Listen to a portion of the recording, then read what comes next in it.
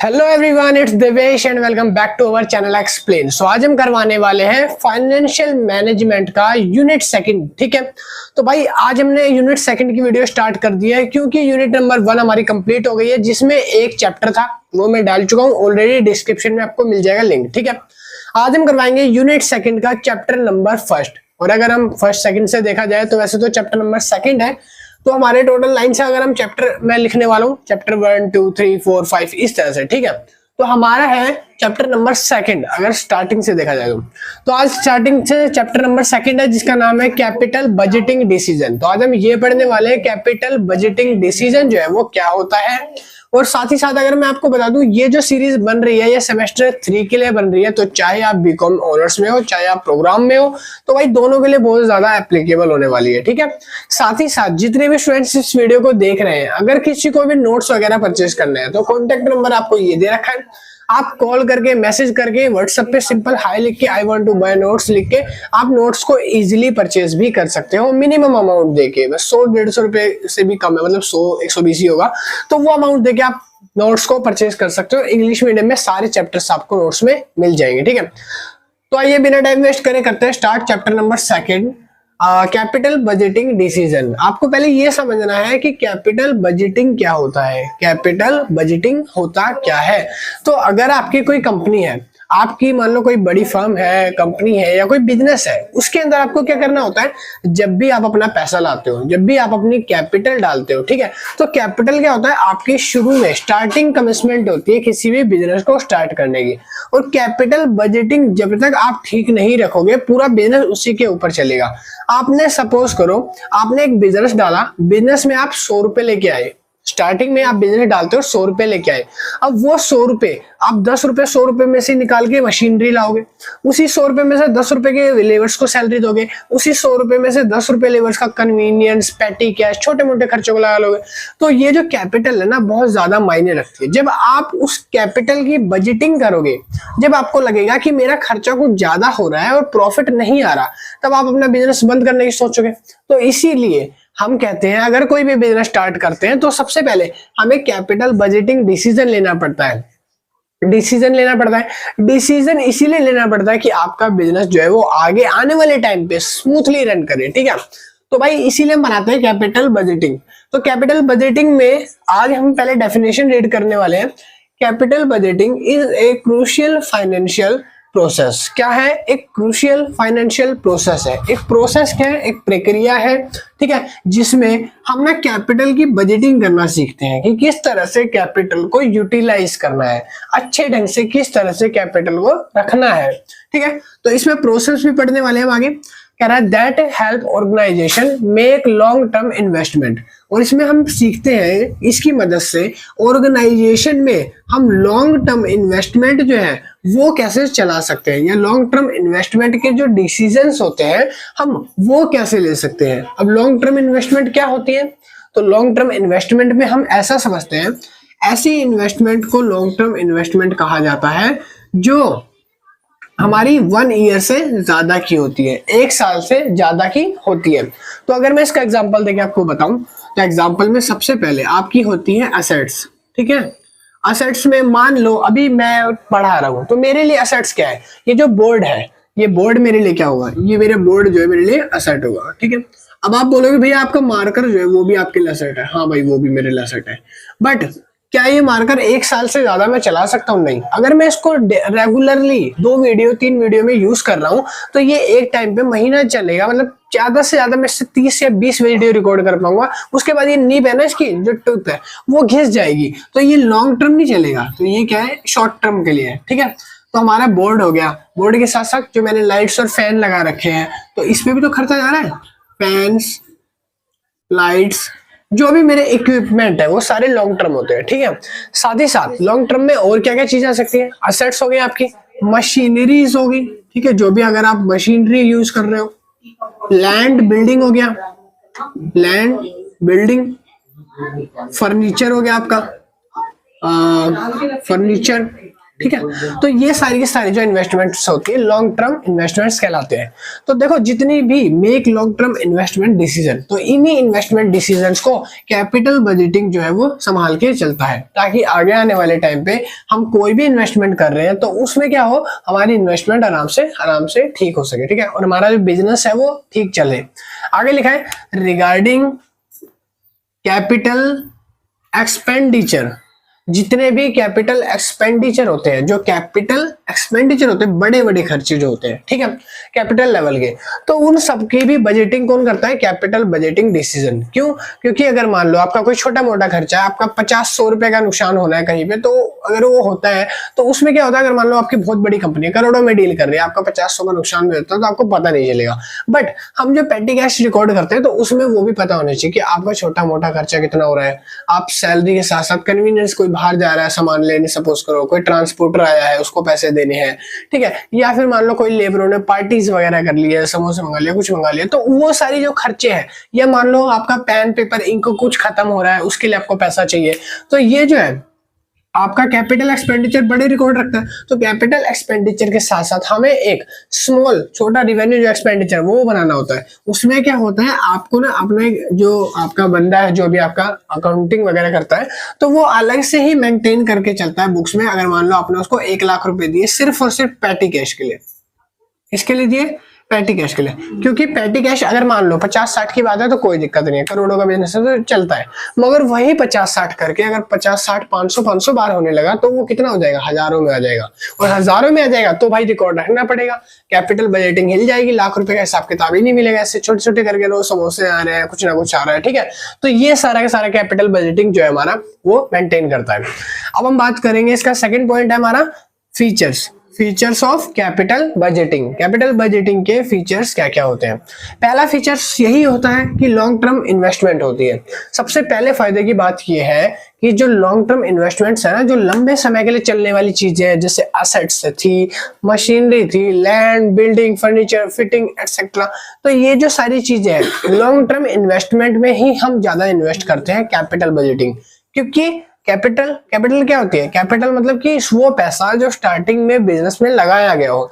और कैपिटल में जब स्टार्टिंग में बिजनेस में पैसा लगता है तो जब कैपिटल लग रही है तो एक बड़े लेवल पे लगती है, और बड़े लेवल पे आती है मशीनरीज, जिससे आपको प्रोडक्शन होगा, आपकी जो अर्निंग होगी, ग्रो होगा बिजनेस, ठीक है। और जितना ज्यादा बड़ा कैपिटल उतनी ज्यादा रिस्क भी बढ़ती है, ठीक है।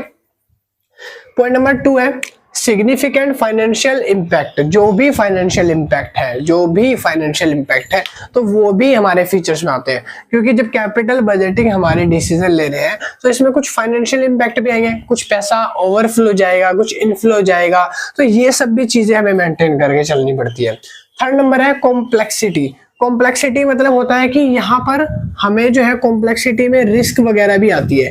हमें ना साथ साथ अगर मान लो हम ग्रो कर रहे हैं तो आपके बजटिंग में रिस्क वगैरह भी आएंगे, ठीक है। और रिस्क आएंगे तो उससे क्या होगा, बिजनेस डाउन भी जा सकता है, और हो सकता है अगर आप रिस्क को मैनेज अच्छे से कर लो बजटिंग को तो आपका बिजनेस ऊपर भी जा सकता है। समझ आ रही है? तो ये हमारी होती है कॉम्प्लेक्सिटी, ठीक है। कॉम्प्लेक्सिटी हो गया। अब हम बात करते हैं पॉइंट नंबर डी, जिसका नाम है म्यूचुअली एक्सक्लूसिव प्रोजेक्ट्स। ऐसे प्रोजेक्ट्स काफी बार ना जब कोई कंपनी अपना बिजनेस स्टार्ट करती है तो उसको काफी तरह के ऑफर्स आते हैं, प्रोजेक्ट्स आते हैं बाहर से, आउटसाइडर बता रहा हूं मैं, ठीक है। कोई भी इंटरनेशनली बंदा है, मान लो आपकी कंपनी है ये, ठीक है, और कोई भी एबीसी करके पार्टी है। अब इस पार्टी ने देखा कि आपके जो है अच्छी रेपुटेशन है मार्केट में, गुडविल अच्छी है, और आपका कैपिटल बजटिंग जो है वो बहुत तगड़ा है, ठीक है। आप करोड़ों में डील करते हो, छोटी मोटी कंपनी नहीं लेती 10-10 करोड़ की और 20-20 करोड़ की, आप ऐसे में डील कर रहे हो, ठीक है। तो इसका मतलब क्या है कि आपका कैपिटल बजटिंग अच्छा है और आपके जो बिजनेस है वो उसकी बैलेंस शीट वगैरह चेक करेगा तो वो बहुत ज्यादा इफेक्टिव है। तो इन्वेस्टर जो होगा उसमें पैसा लगाने की सोचेगा। अब अगर ये पैसा लगाने की सोचेगा तो इसमें अब ये क्या करेगा, या तो पैसा लगाएगा, वो हो जाएगा इन्वेस्टर। और अगर ये इसी जगह कोई ऑफर देता है, कोई प्रोजेक्ट देता है कि हमारा इतना करोड़ का प्रोजेक्ट है और आपकी कंपनी इसको कर पाएगी, आपकी कंपनी को हम देना चाहते हैं अगर आप लेना चाहो तो ये क्या होता है, म्यूचुअल एक्सक्लूसिव प्रोजेक्ट्स होता है। कुछ एक्सक्लूसिव प्रोजेक्ट्स आने की वजह से हमें फायदा होता है, और ये फायदा किसकी वजह से हो रहा है, जब आपने कैपिटल बजटिंग को मेंटेन कर रखा है, ठीक है। तो ये थे इसके कुछ फीचर्स जो मैंने आपको बताए। तो एक रह गया है नीचे जिसका नाम है रिस्क कंसिडरेशन। तो देखो ये मैंने आपको बताया ही था। रिस्क कंसिडरेशन क्या होता है कि आपकी जो भी चीजें हैं उसमें रिस्क भी आता है। अगर आप कहीं पैसा लगा रहे हो तो पैसे के साथ साथ मुनाफा आएगा तो रिस्क भी आएगा, है ना। आप कहीं भी पैसा लगाओगे, अगर आपने लॉटरी में पैसा लगाया, लॉटरी में अगर मान लो जीतने के चांसेस है तो आपके हारने के भी चांसेस है। आपका जो रिस्क है वो बढ़ जाएगा। और रिस्क बढ़ता कब है? जब रिस्क बढ़ता है तो क्या होता है, हमारा बिजनेस जो है वो डूब भी सकता है, उबर भी सकता है। तो वो मेंटेन करके चलना पड़ता है। वो बाकी तो ये देखना पड़ता है आप कहाँ पैसा लगा रहे हो। क्योंकि अगर मान लो रिस्क कंसिडरेशन जैसी चीज है तो आप उससे पहले, लगाने से पहले डिसीजन लोगे कि आपको वहां पैसा इन्वेस्ट करना चाहिए या फिर पैसा इन्वेस्ट नहीं करना चाहिए। ठीक है, काफी सारे प्रोजेक्ट्स ऐसे होते हैं जो अच्छे होते हैं और काफी सारे ऐसे होते हैं जो बुरे होते हैं। अब हम बात करेंगे हाँ इसके सिग्निफिकेंस ऑफ कैपिटल बजटिंग। तो हमने पढ़ी इसकी मीनिंग और फीचर्स। अब हम पॉइंट नंबर 3 पढ़ने वाले हैं, सिग्निफिकेंस ऑफ कैपिटल बजटिंग। तो सिग्निफिकेंस में पहला है रिसोर्स एलोकेशन।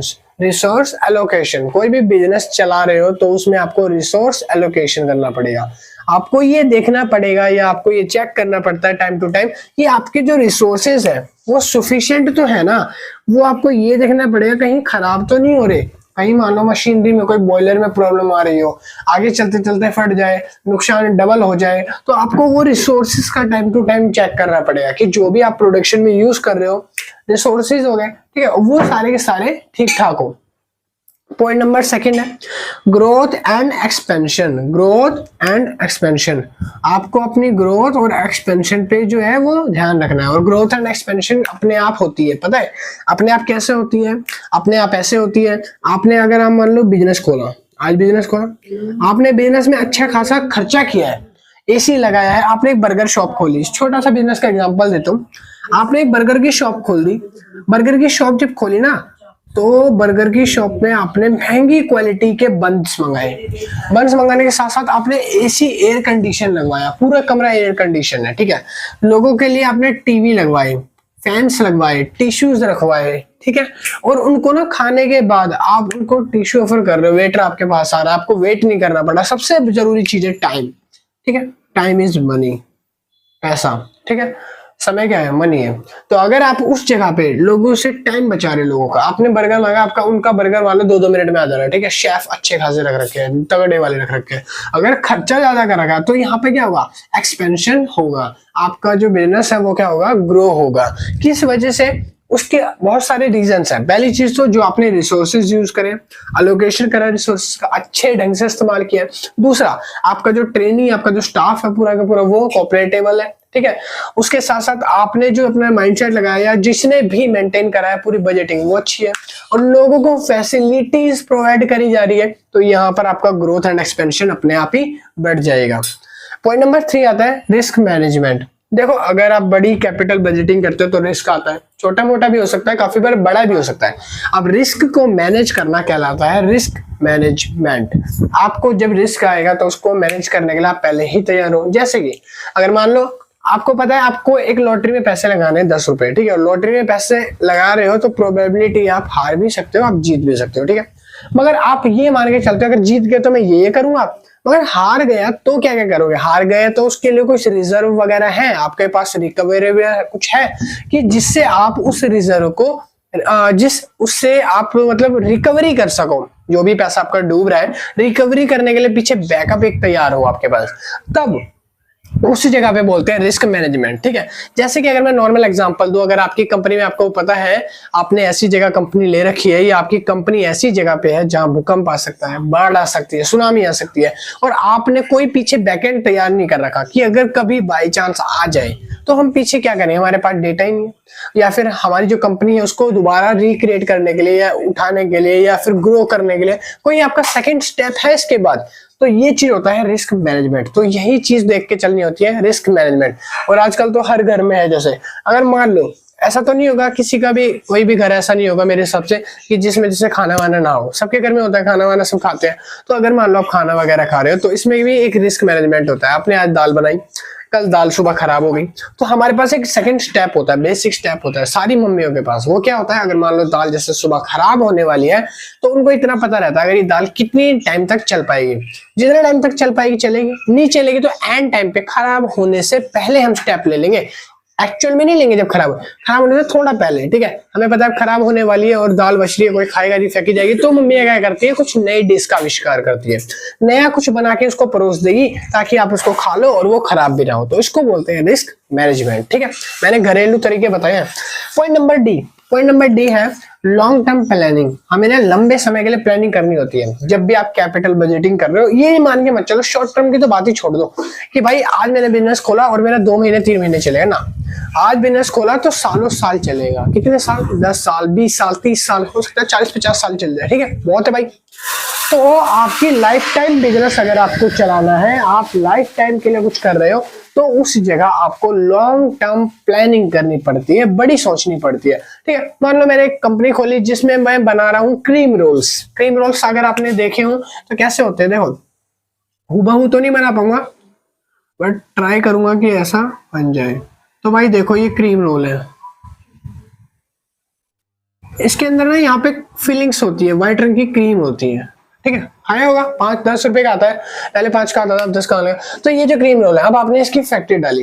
क्रीम रोल को ओवन में गर्म करने के लिए, मतलब ये सांवला रंग करने के लिए तो ओवन लगते हैं, और ओवन लगते हैं जब घर में बनाया जाए। जब बड़ी कंपनी में बनाया जाए तो उसके लिए फैक्ट्रीज लगती है, मशीनें आती है बड़ी बड़ी महंगी, ठीक है, ज्यादा टाइम ना ले जो। तो हमने ना क्या करा, इसके लिए मशीनें लगवा दी, लॉन्ग टर्म असेट्स लगा दी, ठीक है, मशीनें। हम बात कर रहे हैं यहाँ पे किसकी, हम बात कर रहे हैं लॉन्ग टर्म प्लानिंग की। तो अगर मैंने क्रीम रोल की फैक्ट्री में क्रीम रोल की मशीन लगवाई है, तब मैंने सोच के ये थोड़ी लगाया होगा कि एक काम करता हूँ भाई, एक मशीन आ रही है 2 लाख रुपए में, एक आ रही है 10 लाख में। अब मैंने सोचा कि मेरे को बिजनेस लंबे समय के लिए चलाना है, तो लंबे समय के लिए जो 2 वाली मशीन है मैंने वो चुन ली। यार पहली बात सोचो, अगर आप कैपिटल बजटिंग कर रहे हो, अगर आप बड़े समय के लिए बिजनेस चला रहे हो, तो आप कौन सी मशीन चुनोगे? वो मशीन जो 2 लाख में आती है, 10 लाख वाली, जो अच्छा खासा प्रोडक्शन निकाल सकती है, 10 लाख वाली। तो आप क्या करोगे, आप एक हाई रेट देके मगर एक अच्छी मशीन खरीदने की कोशिश करोगे, है ना। तभी तो आपका बिजनेस लॉन्ग टाइम चलेगा। मान लो आपने 2 लाख की खरीद ली, 6 महीने बाद वो खराब हो रही है, आपके 10 साल की बात हुई थी, मगर यहाँ 6 महीने में आपका रीजनरेट कर रही हो, क्या बोलते हैं, खर्चा एक्सपेंस निकाल रही है। तो यहाँ पर आप इसके लिए कौन सी मशीन यूज करोगे? महंगी वाली, लॉन्ग टर्म जो चले। तो लॉन्ग टर्म प्लानिंग करनी पड़ती है आपको, लंबे समय के लिए क्या क्या आपको लगेगा, ठीक है। इनहेंस प्रोबेबिलिटी, ऐसी प्रोबेबिलिटी या ऐसी प्रतिक्रिया जो हमने सोची ना होगी, ठीक है, ऐसी प्रतिक्रिया जो हमने सोची ना होगी। भाई कैसी प्रतिक्रिया हो सकती हो? कभी कभी क्या होता है कि अनकॉन्शियस चीजें हो जाती हैं जो हमने पता ना हो कि बिजनेस में होगा या नहीं होगा, बट वो आ जाती है, ठीक है। तो इन सब चीजों को रिकवर करने के लिए हम एक इनहेंस प्रोबेबिलिटी, एक रिजर्व बना के चलते हैं, एक अलग सा फंड बना के चलते हैं, ठीक है। इसी के लिए अगर कोई भी चीज ऐसी हो कि मार्केट में हमारे शेयर्स डले और शेयर्स की वैल्यू डाउन हो जाए, दिवालिया निकल जाए, कंपनी बंद होने का काम आ जाए या स्ट्राइक लॉग आउट हो जाए, तो इस जगह पर हमें क्या करना पड़ेगा? हमारा नेक्स्ट स्टेप जो होगा वो क्या होगा? तो इसके लिए हम इनहेंस प्रोबेबिलिटी जो है वो क्रिएट करते हैं। हो गया भाई? हाँ जी।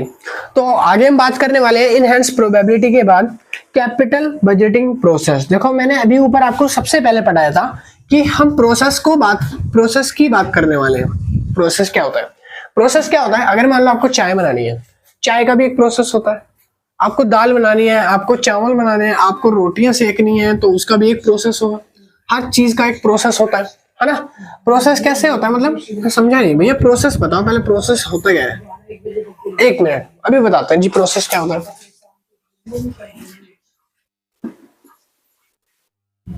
हाँ जी, तो क्या बताना था आपको, प्रोसेस क्या होता है ना। प्रोसेस मतलब होती है क्रिया। सबसे पहले अगर मैं आपको अपनी YouTube वीडियो का प्रोसेस बताऊं तो मैं क्या करता हूँ, सबसे पहली चीज तो सुबह उठ के, जैसे सुबह उठते हैं, सबसे पहले मैं इस सारी चीज को, ये जो कंटेंट है, इसको पहले जो पुराना कंटेंट होता है उसको मिटोता हूँ, पुराना वाला जो लिखा होता है मिटोता हूँ। पहला स्टेप क्या हो गया? रबिंग, ठीक है, मिटोना।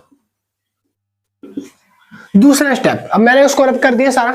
दूसरा स्टेप ये होता है कि मेरे को जो नया कंटेंट लिखना है उसके लिए मैं अपनी मार्कर में इंक वगैरह फिल करता हूँ, लिखना चालू करता हूँ। दूसरा स्टेप होता है हमारा वीडियो बनाने में रिटन या राइटिंग, ठीक है, हम लिखते हैं। तीसरा स्टेप, ये वीडियो में लिखने के बाद पूरा का पूरा बनाने नहीं लग जाता ऐसे, नहीं, हम उसके लिए क्या करते हैं, पहले स्टडी करते हैं, क्या करते हैं, समझते हैं, अंडरस्टैंडिंग और रीडिंग बुक्स, हम इसको पढ़ते हैं। बिना पढ़े तो मैं पढ़ा ही नहीं पाऊंगा ना। अगर मैं ये सारा पढ़ूंगा नहीं तो मेरे को भी आपकी वीडियो बनाने से पहले ये टॉपिक्स को लिखने के बाद स्टेप्स को पढ़ना पड़ता है, हर चीज समझनी पड़ती है कि क्या मेरे को आज पढ़ाना है, आज मेरे को क्या करना है। तो तभी तो मैं अपना बेस्ट दे पाऊंगा, जब मैं आपको पढ़ा पाऊंगा तभी, कि जब मैंने खुद पढ़ा होगा, है ना। वरना तो बिना पढ़े तो क्या पढ़ाऊंगा, सारा उल्टा हो जाएगा। पॉइंट नंबर 4, और जब मैं अपनी रिकॉर्डिंग के लिए तैयार हो जाता हूँ, फिर मैं अपना कैमरा सेटअप करता हूँ और लास्ट फाइनली मैं करता हूँ रिकॉर्डिंग। तो ये जो है ये होता है एक प्रोसेस, ठीक है। तो इसी तरह से कैपिटल बजटिंग प्रोसेस भी एक प्रोसेस है। कैसा प्रोसेस है, इसमें कोई वीडियो बनाने वाला रिकॉर्डिंग नहीं करना होता, इसमें करना होता है पहला identification of opportunities, opportunities, opportunities, opportunities, हाँ जी, आइडेंटिफिकेशन ऑफ अपॉर्चुनिटीज। हमको अवसर्स को पहचानना होगा, हमको मौकों को पहचानना होगा, आइडेंटिफिकेशन करना होगा कि किस तरह से, कहाँ पे, कितने पैसे लगाने पे हमें क्या प्रॉफिट होगा, कितना होगा, कैसे होगा। तो आपको क्या करना पड़ रहा है, आपको आइडेंटिफाई करना पड़ रहा है अपने जो भी पैसे लगाने हैं, कहाँ लगाने हैं, कैसे लगाने हैं। वो एक कैपिटल फ्रेमवर्क जो है उसको क्या करना पड़ता है, आइडेंटिफाई करना होता है, ठीक है। पॉइंट नंबर 2 है project evaluation. Project evaluation, project evaluation होता क्या है।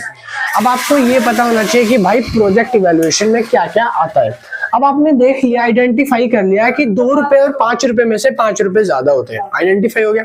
अब दूसरी चीज आपको ये देखना है कि प्रोजेक्ट इवेल्युएशन कैसे करा जाए। अब प्रोजेक्ट का इवेल्युएशन देखना है कि 2 और 5 में से 5 तो चुन लिया, आइडेंटिफाई कर लिया हमने, बट अब ये देखना है कि पैसे अगर हम लगाने जा रहे हैं तो 5 में उसका इवेल्युएशन, थोड़ी सी उसकी रिसर्च करो, गूगल पे करो, यूट्यूब पे करो, या बंदे से पूछो, जो भी आप प्रोडक्ट लाए हो आपको उसकी अच्छी गुड क्वालिटीज होगी, कुछ बैड क्वालिटीज होगी, तो वो सारा आपको इवेल्युएशन करना होता है प्रोजेक्ट का, ठीक है।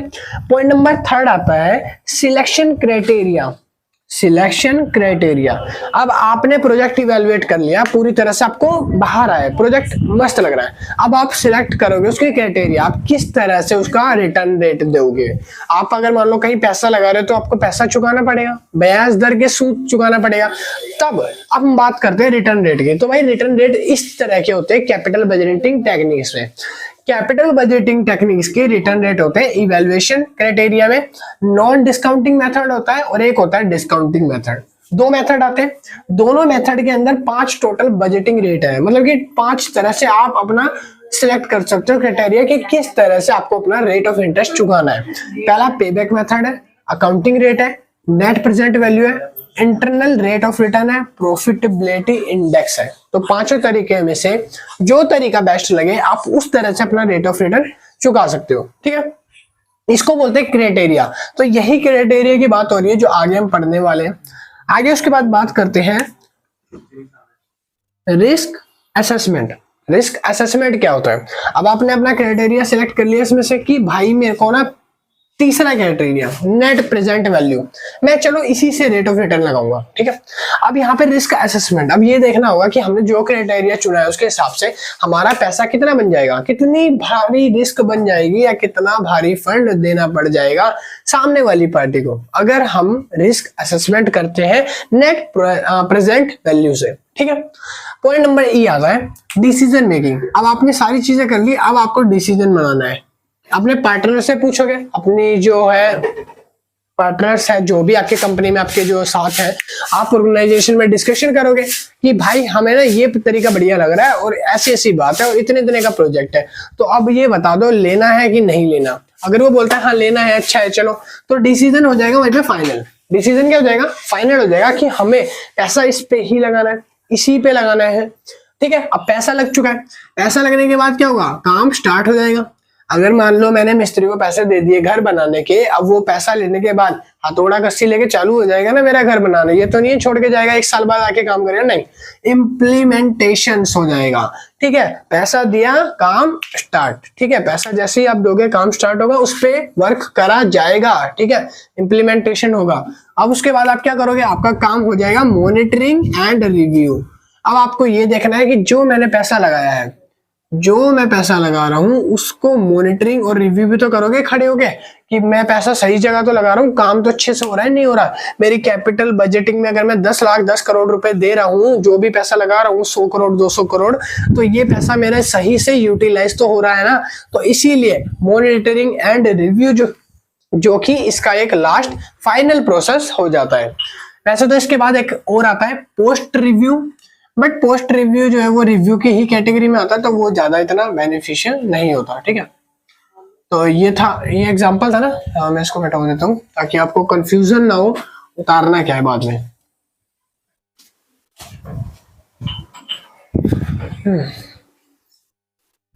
तो हाँ जी, अब हम बात करने वाले हैं, हमारी सारी की सारी जो है थ्योरेटिकल पोर्शन कवर हो गए हैं। अब हम बात कर रहे हैं कैपिटल बजटिंग टेक्निक्स की। हम फाइनली टेक्निक्स पे आ गए। तो टेक्निक्स टोटल होती हैं 2 टाइप्स की। ठीक है, 2 टाइप्स होते हैं और इसी 2 टाइप्स के अंदर कुछ सब टाइप्स बने हुए हैं। तो 2 टाइप्स में पहला आता है नॉन डिस्काउंटिंग और दूसरा आएगा डिस्काउंटिंग। हम पहला पढ़ेंगे नॉन डिस्काउंटिंग मेथड, दूसरा आएगा डिस्काउंटिंग मेथड।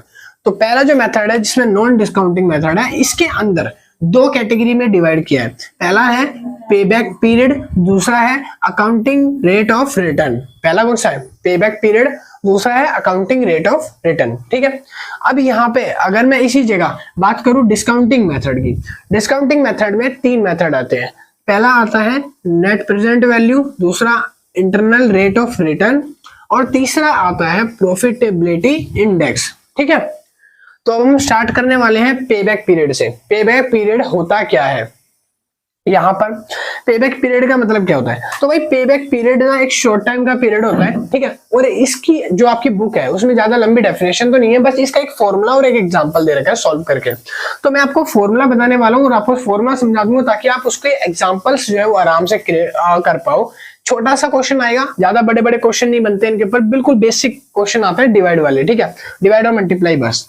तो पेबैक पीरियड का फॉर्मूला होता है इनिशियल इन्वेस्टमेंट्स, जो भी इनिशियल इन्वेस्टमेंट है, जो भी हमारी ओल्ड ईयर की इन्वेस्टमेंट है वो सारी इन्वेस्टमेंट, और नीचे आएगा divide by annual cash inflow. Annual cash inflow जब भी आपको टेबल बना के देगा तो आपको हर एक साल की टेबल देगा, जैसे कि 1 2 3 4 5 और उसका अमाउंट दे देगा कि 2022 में इतना था, 2023 में इतना था, 2024 में इतना था, 25 में इतना था और 26 में इतना था। तो जो वो आपको दिए ना ईयर्स, आपको ईयर्स कैलकुलेट करके इसमें डालने होंगे। आपको नंबर्स जो होंगे इनफ्लो के, तो वो सारे नंबर्स टोटल करके यहाँ रखने और दोनों को डिवाइड कर देना और आपका निकल जाएगा पेबैक पीरियड। समझ आ गया?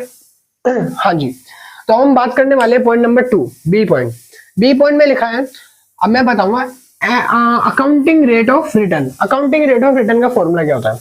अकाउंटिंग रेट ऑफ रिटर्न कहते हैं या एवरेज रेट ऑफ रिटर्न कहते हैं, दोनों एक ही बात है। दोनों के दोनों क्या है? सेम है। दोनों में से कोई सा भी एग्जामिनर नाम उठा के दे सकता है एग्जाम में आपके। ठीक है, किसी भी नाम से क्वेश्चन आ सकता है। बस ये याद रखना कि दोनों में ARR आता है, तभी इसको हम बोलते हैं ARR। RRR की बात नहीं कर रहा मैं, NTR वाली, मैं ARR की बात कर रहा हूँ।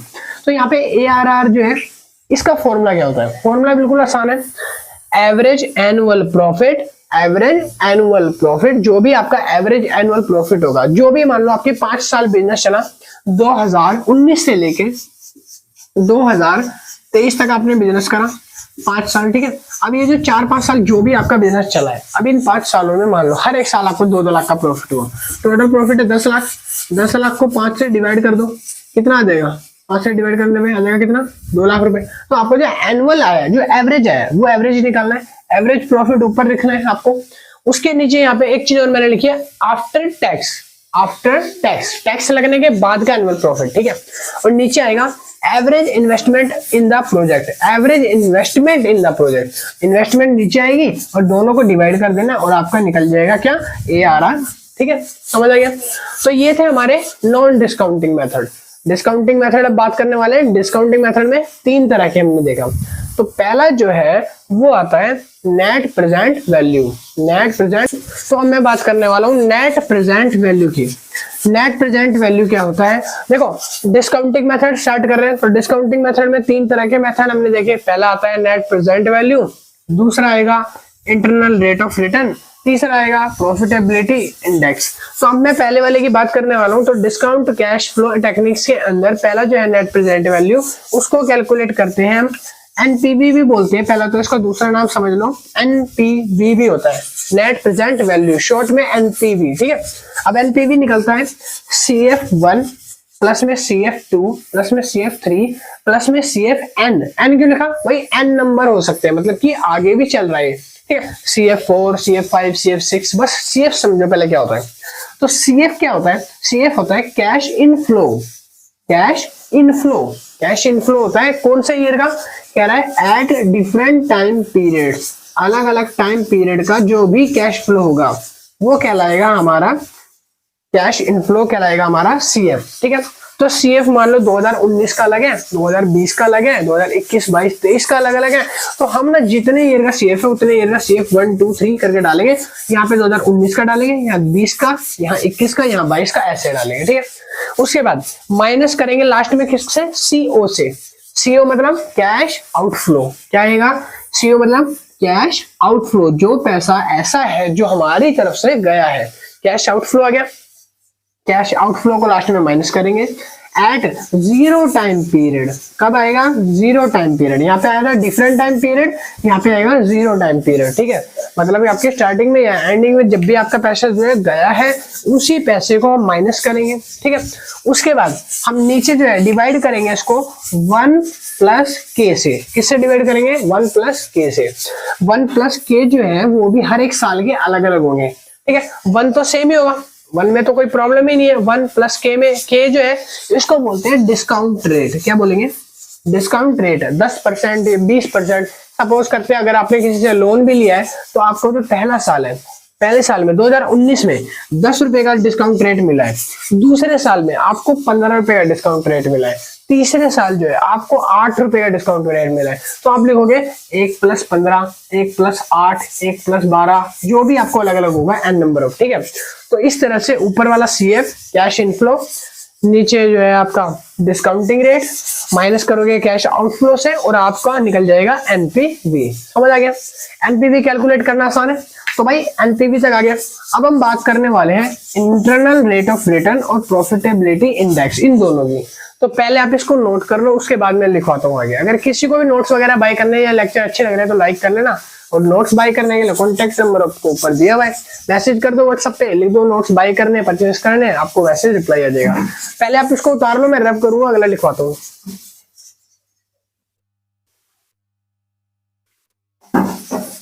आगे करें स्टार्ट। तो अभी मैंने जितना पढ़ाया था उसमें मैंने आपको बताए थे कि जो हमारा नॉन डिस्काउंटिंग था वो हमने पूरा कर लिया था।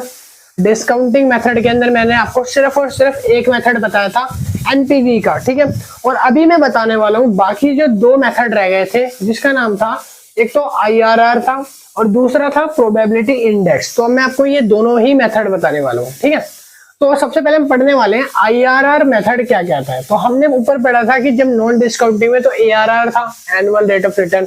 अब हम पढ़ने वाले हैं internal rate of return, means IRR method. IRR method क्या कहता है, तो ये कहता है अगर आपको रेट ऑफ इंटरेस्ट निकालना है, लगाना है, तो आप इस फॉर्मूले से लगाइए किसी भी क्वेश्चन में। ठीक है, तो अगर आपसे पूछा जाए एग्जामिनर में कि भाई IRR मेथड से हमें क्वेश्चन करके दिखाओ, तो आपको सेम इसी फॉर्मूले से निकालना है। पहली चीज आप क्या करोगे, आप लिखोगे CO आपका निकलेगा। CO क्या होता है पहले आप ये समझे। तो CO मतलब होता है cash outflow at zero time period.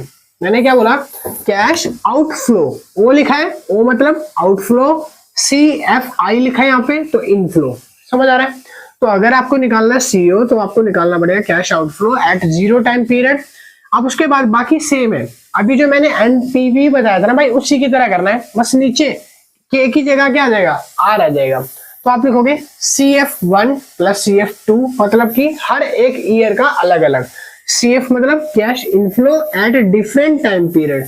Different time period का मतलब है कि अगर आपका जो पहला साल है वो 2019 है, दूसरा साल 2020 है, फिर 2021 है, तो आप लिखोगे 2019 का CF मतलब पहला जो होगा आपका, 2020 वाला CF आएगा आपका इसमें CF2 में, 2021 या 22 जो भी होगा फिर आपका आएगा CF3 में और CF4 में, ऐसे अगर n नंबर ऑफ ईयर्स है तो वो आगे चलते रहेंगे कंटिन्यूस ऐसे, ठीक है। और सबके नीचे आएगा 1 प्लस आर, 1 तो आपको पता ही वैल्यू है, प्लस आर, आर मतलब होता है इंटरनल रेट ऑफ रिटर्न। वहां पे आपका डिस्काउंट रेट था जिसको हमने डिनोट किया था 1 प्लस के से, याद है। के मतलब क्या था, के मतलब था आपका डिस्काउंट रेट।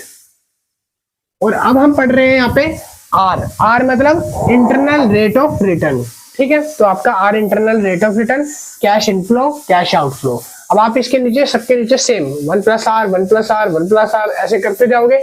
ऊपर CF1, 2, CF3, CF4, CF5 ऐसे चलता रहेगा। लास्ट में एक छोटा सा वर्किंग हो रहा है, उसमें नहीं था एनपीवी में, एनपीवी में ये वाला हिस्सा नहीं था पोर्शन, बस इसमें है एसवी निकालना है, SV plus WC, SV plus WC. अब ये क्या होता है, ये कौन सी नई चीज आ गई। एसवी मतलब होता है सल्वेज वैल्यू, क्या होता है सल्वेज वैल्यू। और सेम सल्वेज वैल्यू जो है आपको क्वेश्चन वाला आपके क्वेश्चन टेबल में बना के देगा, या फिर आपका जो भी पोर्शन होगा थ्योरेटिकल का, अगर क्वेश्चन है कोई ऐसा जिसमें आपको सल्वेज वैल्यू मेंशन करके मिलेगी, ठीक है। तो सेल्वेज वैल्यू एसवी लिखना है प्लस डब्ल्यूसी, मतलब वर्किंग कैपिटल एडजस्टमेंट। जो भी आपने वर्किंग कैपिटल एडजस्ट करी है तो ये आपको वर्किंग कैपिटल एडजस्टमेंट में ही लिख के वो देगा। उसके नीचे आप अपोन में लिखोगे 1 प्लस आर, समझ आ गया। जब ये सारा सॉल्व हो जाएगा, जब ये सारा सॉल्व हो जाएगा तब एक सिंपल सी वैल्यू आ जाएगी ऊपर वालों की और एक नीचे वालों की, ठीक है। इसको सॉल्व करने के अगर आपको तरीका बताऊं तो नीचे वाले को एलसीएम लेके भी निकाल सकते हो, एलसीएम लेके क्रॉस वो नीचे वाले से मल्टीप्लाई फिर डिवाइड ऐसे भी निकाल सकते हो, ठीक है। तो ये हमारा वर्किंग कैपिटल एडजस्टमेंट। तो अब हमने पढ़ लिया कि हमारा जो इंटरनल रेट ऑफ रिटर्न होता है आईआरआर होता है, वो कैसे कैलकुलेट करते हैं। आईआरआर के बाद आता है प्रोबेबिलिटी इंडेक्स, जो कि हमारा डिस्काउंटिंग का सबसे लास्ट जो है वो तरीका है। ये जो मेथड है ये डिस्काउंटिंग के मेथड है, जो भी मैं आपको बता रहा हूँ डिस्काउंटिंग मेथड्स में आते हैं, ठीक है। हम डिस्काउंटिंग पढ़ रहे हैं ना, तो डिस्काउंटिंग के अंदर सबसे पहले मैंने अब जो लास्ट रह गया प्रॉफिटेबिलिटी इंडेक्स, तो इसका मतलब होता है प्रोबेबिलिटी इंडेक्स मतलब होता है पीआई, पीआई प्रोबेबिलिटी इंडेक्स। तो पीआई में पीआई कैसे निकलता है, पीआई मतलब होता है, इसमें 3 चीजें आपको लिखनी है। PV of cash inflow, PV present value, PV क्या होता है प्रेजेंट वैल्यू, अभी जो वैल्यू है, जो भी आपके कैश फ्लो में वैल्यू है अभी जो है फिलहाल करंट ईयर में, तो पीवी आपकी कैश इनफ्लो बताती है, प्रेजेंट वाली कैश इनफ्लो। याद रखना पीवी कौन सी होनी चाहिए, करंट वाली होनी चाहिए, जो भी आपकी करंट कैश इनफ्लो, ठीक है भाई। और नीचे अपॉन में डिवाइड किससे करना है, इनिशियल कैश आउटले से, इनिशियल कैश आउटले। तो आप देखो यहाँ पे सीआई, सीआई आपका होता है cash inflow at a time period. ऐसा तो सीआई का इसमें काम नहीं है, कैश इनफ्लो ये रहा, कैश इनफ्लो यही वाला लिखा है इसमें, ठीक है। पीवी ऑफ कैश इनफ्लो, तो आपको पीवी ऑफ कैश इनफ्लो को अगर मैंने शॉर्ट में लिखा है, देखो यहाँ पे लिखा हुआ है, तो पीवी ब्रैकेट में सीआई, मतलब कि जो पीवी है वो मल्टीप्लाई हो जाएगा सीआई से। तो आप इसको अगर लिखोगे तो ऐसे हो जाएगा पीवी मल्टीप्लाई सीआई अपॉन में सीओ, ठीक है। Cash initially cash outlay, initially cash outlay, cash outlay मतलब कैश आउटफ्लो जो है आपका वो यहाँ पे आएगा, कैश इनफ्लो यहाँ आएगा, और पीवी जो प्रेजेंट वैल्यू है वो आएगी, और इस तरह से आपका निकल जाएगा पीआई। समझ आ गया, पीआई का फॉर्मूला याद हो जाएगा, आसान है। तो भाई अब यहाँ पर ही आपके जो भी बेसिक्स फॉर्मूले थे कैलकुलेट करने के रेट ऑफ रिटर्न वो कंप्लीट हो गए हैं हमारे सारे के सारे, ठीक है। अब हम एक लास्ट छोटा सा टॉपिक पढ़ने वाले हैं, एक्सेप्टेबल रूल। कौन कौन से रूल्स हैं, कौन कौन से ऐसे तरीके हैं जिन पर पीआई जो है वो एप्लीकेबल होता है और पीआई जो है वो एक्सेप्टेबल होता है गवर्नमेंट द्वारा, ठीक है, या फिर किसी भी कंपनी द्वारा। तो पीवी एक्सेप्टेबल के कुछ रूल हैं। तो पहला रूल कहता है एक्सेप्ट द प्रोजेक्ट। अगर आप कोई भी प्रोजेक्ट जो है वो एक्सेप्ट कर रहे हो जिसमें आप पीआई वैल्यू लगा रहे हो, पीआई मतलब प्रॉफिटेबिलिटी इंडेक्स लगा रहे हो, कोई भी प्रोजेक्ट एक्सेप्ट करते हो, तो पहला रूल कहता है कि when pi is greater than 1, जो भी पीआई होगा ना तो पीआई ग्रेटर देन 1 होना चाहिए। पहली कंडीशन क्या होना चाहिए कि जो पीआई है वो 1 से ज्यादा हो, 1 से कम ना हो, कोई भी प्रोजेक्ट एक्सेप्ट कर रहे हो, ठीक है, वरना आपको लॉस होगा। सेकंड रूल कहता है रिजेक्ट द प्रोजेक्ट, उस प्रोजेक्ट को रिजेक्ट कर दीजिए, मतलब उस प्रोजेक्ट को आप रिजेक्ट करिए जिसमें पीआई इज लेस देन 1। कह रहा है कि पीआई जो है वो 1 से कम है, सिंपल सी बात है। एक्सेप्ट कौन सा करना है, जिसमें PI 1 से ज्यादा है, तो एक्सेप्ट कौन सा नहीं करना है, जिसमें PI 1 से वो कम हो। ठीक है, तो हमें ये समझ आ गया। एक लास्ट है, may accept the project when, कौन सा प्रोजेक्ट एक्सेप्ट कर सकते हैं, when PI is equal to 1, अगर जो प्रोजेक्ट में PI 1 के बराबर है वो भी आप एक्सेप्ट कर सकते हो। ठीक है, अगर मैं PI को नॉर्मल शब्दों में आपकी नॉर्मल दूसरी भाषा में समझाऊं तो PI मतलब है लड्डू, जो कि है 5 रुपए का। कितने रुपए का एक लड्डू है, सपोज कर लो इसकी वैल्यू है 5 रुपए, 5 रुपए। ठीक है, ये बूंदी का लड्डू है। ठीक है, 5 रुपए का लड्डू है। अभी इसको मान लो ये PI है मेरा, मैंने PI की जगह इसको अब मैं रखूंगा, अब जहां जहां मैं PI बोलूंगा उसकी जगह मैं लड्डू बोलूंगा। क्या बोलूंगा, लड्डू। ठीक है, तो अगर मान लो एक लड्डू आपका 5 का है और आपका ये क्या है 1 रुपया, तो अगर मान लो आपका जो लड्डू है वो 1 से ज्यादा है, 1 से ज्यादा है, तो आप उसको एक्सेप्ट कर लो, सिंपल सा। अगर आपका जो लड्डू है वो क्या है, कम है 1 से, तो आप रिजेक्ट कर दो। ठीक है, और इसी जगह आपकी दूसरी चीज, अगर मान लो तीसरी चीज, ये तीनों अगर बराबर है, लड्डू भी बराबर है किसके, 1 के, तो आप उसको एक्सेप्ट कर लो।